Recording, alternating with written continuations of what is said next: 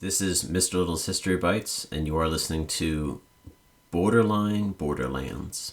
Have you ever looked at a map and wondered who drew the borders on it? Borders are such a ubiquitous part of any map, but we tend to take them for granted. But the question of borders, and who drew the borders, is a fascinating one.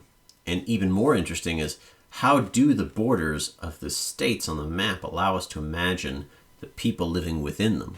Before exploring these questions, we should first establish that borders are not eternal. Look at any map in any history textbook, and you'll see as far back as the empires of ancient Mesopotamia, they are outlined with what we might recognize as contemporary borders. Assyria is centered on the Fertile Crescent and borders Egypt. The Indus Valley civilization is centered around the Indus River. But these maps give us the impression as though if we were to go back in time, we would go into the Hindu Kush mountains and find border posts saying, now leaving the Indus Valley civilization. This is not an accurate image. The historian of early modern Europe, Charles Maier, describes the misconceptions we harbor about territory and borders as follows.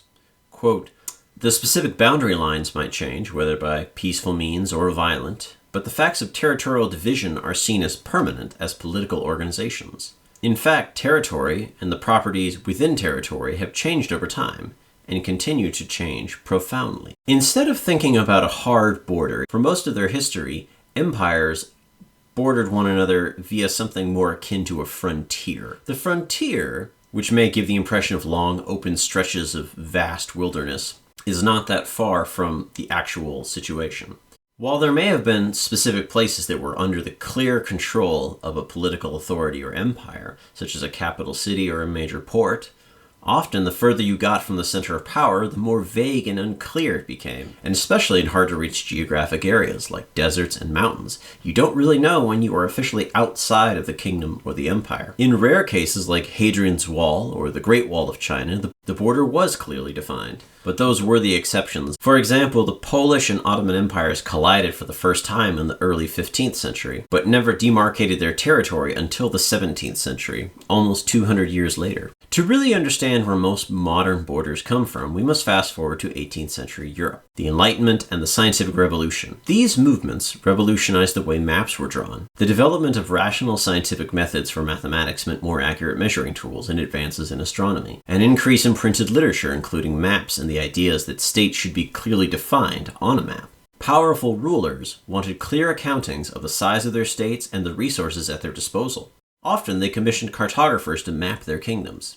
One such king was Louis XIV, who established the French Academy of Science and commissioned a map of France to be drawn using improved cartographic techniques, such as a scale and a projection system centered on Paris. A projection system is a fancy way of saying how you take the globe, which is 3D, and you make it 2D. According to legend, upon seeing an early draft of the map, in which France was 20% smaller than previous maps had drawn it, Louis XIV was said to have responded, quote, "I have just lost more territory to my astronomers than to all of my enemies." While the tools for creating borders are one thing, the desire to create a well-defined border was quite another. That movement to create well-defined borders is connected to 19th century European nationalism. A nation is usually defined as a group of people with a common language, common culture, and common history, occupying the same piece of land who see themselves as a nation. An excellent example of a nationalist movement was the Greek secret society known as Philiki Atreia. This society was dedicated to removing Turkish rule from Greece. They initiated their new members with an oath before a priest, which included the following phrase, quote, "I swear by thee, my sacred and suffering country. I swear by thee, long-endured tortures. I swear by the bitter tears which for so many centuries have been shed by thy unhappy children. I swear by the future liberty of my countrymen." Note the description here. The person taking the oath being connected to all the others in their country, and their connection to the past of their country, is a key element of nationalism, and is evidence that these individuals identified with a larger nation, not just their individual communities. And the Enlightenment is also connected to the rise of nationalism. As people began to see themselves as nations, rather than merely the subjects of the king, as nationalism became more popular, it seemed only rational and logical that people who all spoke the same language, possessed the same culture, and lived in a similar area should be a political state, the nation state. It seemed rational that a state ought to be organized along the lines of a nation, where one nation held the power. This idea spread across most of Europe because of the French Revolution. Probably the most well-known case of a nation-state in Europe is Germany. Beginning in the 1820s, Germany was a collection of 48 different states.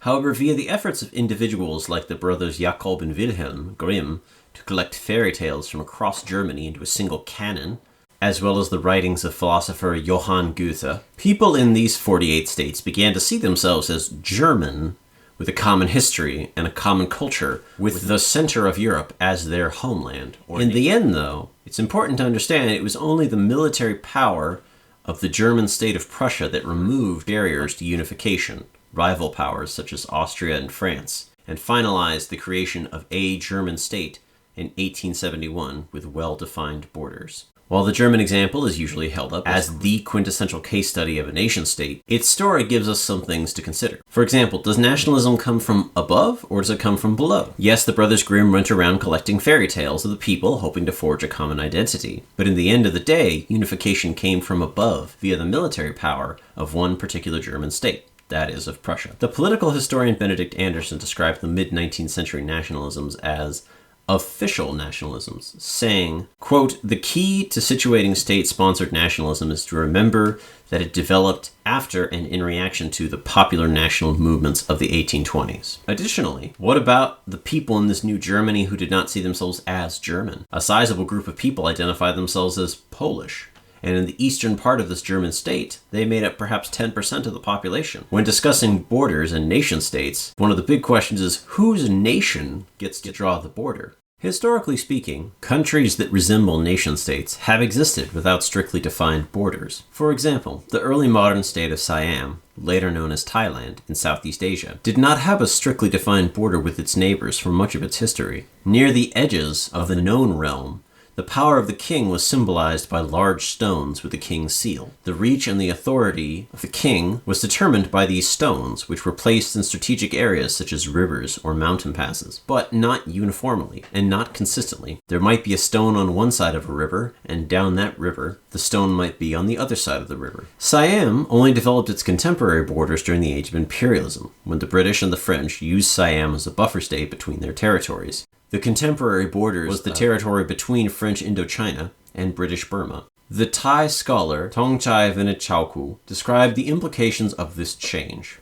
Quote, "Around the turn of the 20th century, traditional terms that had signified the realm, such as Krung, or a term for individual cities, such as Muang, disappeared from official Siamese records and were replaced by terms that signified a complete country with borders and distinct limits on the power of the king. The king of Siam, Rama V, who reigned in the second half of the 19th century, opened a Western-style school in the 1890s, and one of its very first subjects was geography. It was at this very moment that the state of Siam was becoming a more culturally unified Thai state, where loyalty to the monarch was supplemented by a sense of Thai-ness. Where previously Thai had been the ruling nation of a diverse empire, it was increasingly becoming a nation-state along European lines. The story of Siam's borders asks us again to consider if the nation leads to the state, or the state leads to the nation, as well as who actually draws the borders that form the state, the people within the state or people outside of the state. The case of Afghanistan is even more extreme. The territorial borders of modern Afghanistan were drawn without the slightest consideration for those who might have been within them. In this case, between Russian Turkestan and British India. The buffer zone they created between their two colonial spheres became the borders of modern Afghanistan. If one looks at an ethnic map of Afghanistan, one can see that various ethnic groups, such as Tajiks, Uzbeks, and Turkmen, which combine to make up almost half the population, are all located along the borders of neighboring nation-states, where they are a larger cultural group. As a result, forging a national identity in modern Afghanistan has been challenging, never mind the constant civil wars and invasions by outside powers, most recently the United States. Afghanistan is just the most extreme example. The truth is, we live in a world drawn by Europeans. Beginning as far back as the Treaty of Tordesillas in 1494, which divided the world in half between Spain and Portugal with the blessings of the Pope. The goal was to divide the newly reached Americas so there would not be fighting over the territory. The case can be made that this treaty is the reason why Spanish is predominantly spoken in the Americas except for Brazil, which speaks Portuguese and was demarcated to Portugal in the treaty. This trend would continue throughout the colonial era, through the Enlightenment, the Industrial Revolution, and into the Age of Imperialism, peaking with the Berlin Conference in 1878, which redrew the map of Africa, and then followed up by the League of Nations mandate in 1920, which partitioned the Middle East after World War I. The decisions made by these bodies, which were largely dominated by Europeans with economic and political interests, shaped almost all of the modern borders that exist today. Now, it is common knowledge that European-drawn borders have led to problems for the states post-independence in the 20th century. It is true that in, say, post-independence Latin America, there were small border conflicts that changed borders here and there. And in post-independence Africa and the Arab world, there were movements to undo these European borders. Consider the Pan-Arabism or Pan-Africanism movements. However, in the end, for various reasons, these borders stood firm. Borders that were shaped by European economic and political interests, for better or worse, define most of the world's global cartography. These new states, with borders forged from outside, have often tried to forge new national identities within. Overall, this has been a mixed record, sometimes leading to terrible oppression and civil war, such as in Zaire. Other times, this has led to new and functioning societies, such as Nigeria or Tunisia. I want to consider just one more case of borders and nations, and that is the unique case of Tibet. Just the name Tibet conjures images of a magical kingdom, Buddhist monks, and monasteries perched on high mountains. But what no one can really imagine is exactly where Tibet begins and ends. The question is an old one in Tibetan history. Though Tibet has nominally been connected to China since the Yuan dynasty, there has never been a treaty or document that explicitly demarcates the territory of Tibet. Most people, if asked, might recognize the Himalayas as the border between Tibet and its neighbor Nepal. But a mountain range does not make for a very good border. After all, whose flag gets to sit at the top of Mount Everest? In terms of nationhood, by the 1950s, almost half of Tibet's population were still nomads, moving back and forth across the Himalayas. Their Tibetan identity was tied up with Buddhism and a respect for the Dalai Lama, not a Tibetan state per se. In the 9th century, there existed a Tibetan empire that rivaled the Chinese Tang dynasty. However, the geography of Tibet, high plateaus and a number of valleys divided by mountains and low population density, made it hard for Tibet to consolidate into a modern state or even a pre-modern empire. After the conclusion of the Chinese Civil War in 1949, efforts to incorporate Tibet into the new People's Republic of China met with some resistance, growing into a low-intensity conflict between the Chinese People's Liberation Army and a number of Tibetan guerrilla groups. It is worth noting, though, that none of these guerrilla groups were fighting for the nation of Tibet. They were fighting for their own various local interests, in addition to a few thousand seeking to destabilize China by fighting for the American CIA. Cold War politics, even in Tibet. This goes back to a question of national identity being forged from above or below. The border of Tibet would finally be clarified with the Sino-Nepalese Border Treaty of 1961. This treaty demarcated the borderline between China and Nepal, which would run through the Himalayan mountains. It also included a clause which required everyone to declare their citizenship, and if they were minors, to declare it upon the age of 18. Declaring their citizenship in a region where people had traditionally crossed mountain passes with ease to do business or make pilgrimage journeys was a sign that this world was now over. Cold War historian Sulmann described the citizenship clause in the treaty as follows. Quote, "One thing was certain. The state was going to intrude on people's lives in a most fundamental way, going to force people to choose who they were. What it meant was that it was no longer possible to be both Nepali and Tibetan. Now is the time to stand up and be counted by the state, to declare your loyalty and the jurisdiction you fall under. The structure was no longer one in which you were allowed to contain multiple worlds. You had to be sifted, parsed, and allotted to your proper sphere." Khan has described Tibet as a fourth world zone, that is, a region where non-state actors such as nomads predominate. The incorporation of Tibet into China ended its status as a fourth world zone. Tibet would henceforth be part of the nation-state that was China. Now, Tibet is an autonomous region within China, giving it a certain degree of freedom in cultural matters. However, the Tibetan Autonomous Region is designed to resemble a nation-state. The Tibetan language is the official language. Tibetan history and culture are taught in schools. In other words, a Tibetan identity has been formed, but one that is heavily shaped from above, not from below. And this extends beyond the cultural realm into social life. Specifically, nomadism has been discouraged or made untenable. A particular example comes from 2008, when the government in Tibet, under guidance from Beijing, undertook the Comfortable Housing Program designed to incentivize and force nomads to move into cities. This movement of nomads into cities is an oft-repeated historical process. China is far from the first state to ever forcibly end nomadism within its borders. The United States had a very similar practice with the Plains Indians in the late 1800s, and the Soviet Union forcefully resettled many Kazakh nomads in the 1930s.